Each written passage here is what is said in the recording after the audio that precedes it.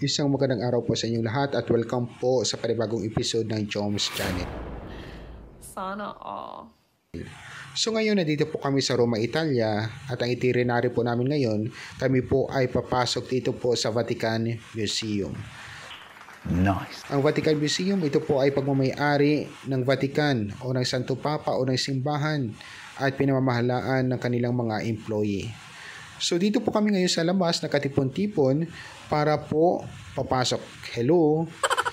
At sa aming pagpasok, dito po namin masilayan kung gaano po kaganda ang loob po ng museum na ito.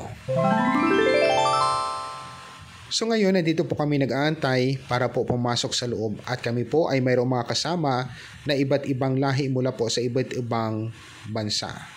Oh my God! So ayan, naglalakad na po kami papuntang loob at sa aming paglakad, napakarami po ng tao dito. So talaga namang dinadayo ang lugar na ito dahil sa ganda. So dito po kami ngayon sa loob ng Vatican Museum at kung inyo nakikita, marami pong mga bato na ukit o mga bato o mga images na makikita ninyo sa kabilaan. So ang bato na ito ay hindi lamang bato kundi ito po ay adobe. Ay rigid sa lahat, ito po ay mga marble na napakatibay at napakabigat po nito. Napakaganda po ng ukit ng mga Kristiyano noong unang kapanahunan na kung saan malinis po, talagang mukhang tao po talaga ang mga images na ito. So dito naman sa kabila ay ang mga painting. So ang mga painting na ito po ay napakaganda. Talagang mamangha ka sa ganda ng mga painting na ito. At sa ilalim niyan, mayroon pong pangalan kung kailan ginawa, kung sino pong gumawa, at talagang kakaiba po ang paggawa nito. So sa personal po, ito po ay buhay na buhay. No? Hindi ka makapaniwala na talagang tao po ang nakaluhod dyan sa loob ng painting na iyan. So dito, napakadami pong tao dito at yan po ang mapa ng Roma. So dito nag-uumpisa ang Sistine Chapel. So dito natin makikita ang napakaganda na lugar na painting ng Sistine Chapel. Dito marami pong mga tumitingin dito, naglalakad dito at dami pong nagpicture-picture, ngunit bawal po yung may flash. At dito dami pong mga guard na nakaabang dito at sinasawa yung mga taong kumukuha na mayroong flash.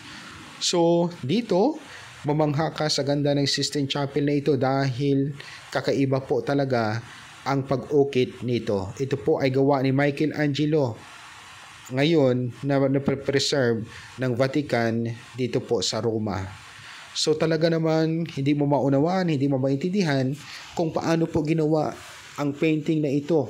No, bawat kilid, bawat sulok, mayroon pong painting at yun po ay gawa ni Michelangelo noong unang kapanahunan.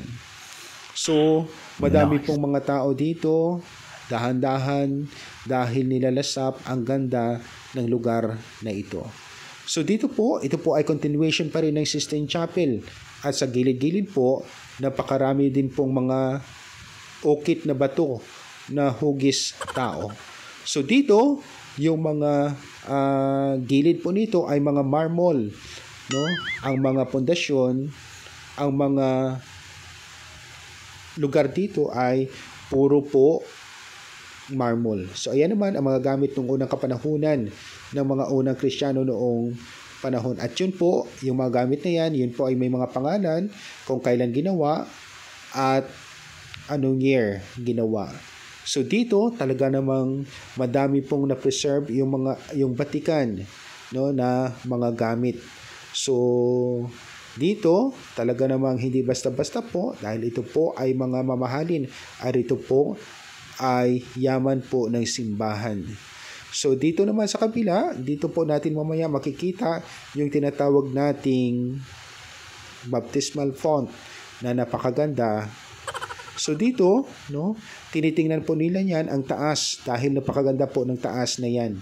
So dito, no, napakadami pong tao dahil may tinitingnan din po sila diyan na mga pangalan, no, na mga pangalan at talagang tinititigan po nila ng maigi kung paano ito ginawa. So dito po sa kabila, dito natin makikita yung tinatawag nating baptismal font na marble. So, ayan po, naglalakad na po ako at kasama ko po ang aking mga kasamahan at dito po napakaraming tao na tinititigan ang baptismal font na ito. So, habang naglalakad po, marami pa po tayong nakikita dito ng mga painting sa gilid-gilid at ang napahanga ka dito sa mga marble na mga haligi na museum na ito. So ayan na po, dito na po ako ngayon sa may baptismal font na napakalaki na yan at yan po hindi lamang basta-basta dahil ito po ay marble at sa ilalim niyan, yun po ang carpet na kung saan gawa po ng mga unang Kristiyano noong unang kapanahunan. So at ang mga rebulto naman yan, yun po ay mga santo ng mga apostoles noong unang kapanahunan. Kaya napakaganda po ng lugar nito. At ngayon kami po ay lumabas dito po at umuupo po ang iba at ako naman dito po nagbi-video at tinitingnan po yung mga dumadaan. So dito, nag-aantay po kami ng aming mga kasamahan at sa aming pag-antay, talaga namang kakaiba po ang experience mo dito. Sa iyon lamang po na ipakita ko ang Vatican Museum. Kaya kung kayo po ay bago sa aking YouTube channel, huwag po palaging kalimutan na mag-subscribe, like, comment, share, click notification bell para magiging updated kayo sa mga videong aking i-upload. Maraming salamat po.